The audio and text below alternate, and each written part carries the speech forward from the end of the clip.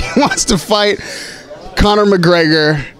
I guess I can call it a fight. I thought McGregor was going to sign to play Steph one-on-one in basketball. No, not until the NBA championship's on the line. They're only going to bring in McGregor when, like, you know, it's Game 7 of the finals, maybe next year.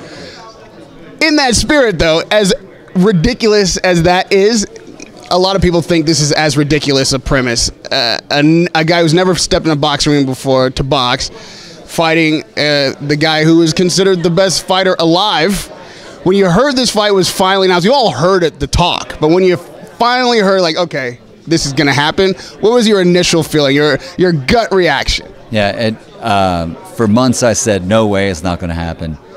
And then I started, you know, little things started, and then finally it did happen. The only thing that surprised me after what I've heard, and you've been in the same room and heard the same things over the last 4 weeks, knowing it was like building up to it and it was going to, you know, get made, I'm surprised it's happening with only 9 weeks notice, right?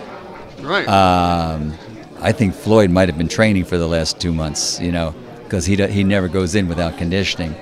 And have they signed a fight at 147? I don't know. Honestly, I don't know. Or is it like a lot of Floyd's contracts where the weight will be determined on the day of the fight? I don't even know the details, quite honestly. It's kind of crazy. But look, you know, he's a master boxer and a brilliant defensive fighter. And if anybody wants to, like, put a little money out there and make a bet, a legal bet, of course.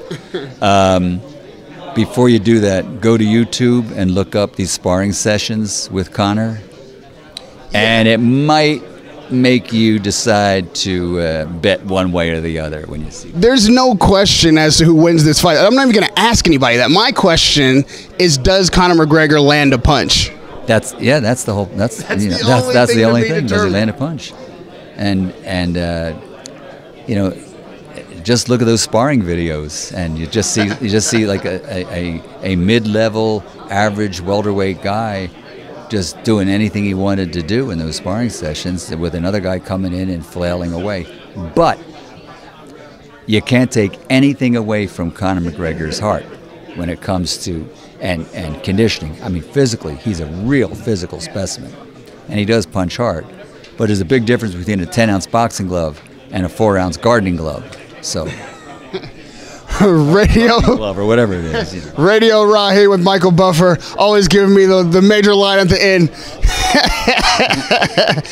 Listen, I can't call this a boxing match, but it's going to be a huge event, and they can't do it without you. So I'm assuming I will see you here on August 26th at the event. You won't. No. Come on, let's be realistic. The fight is a Showtime pay-per-view show.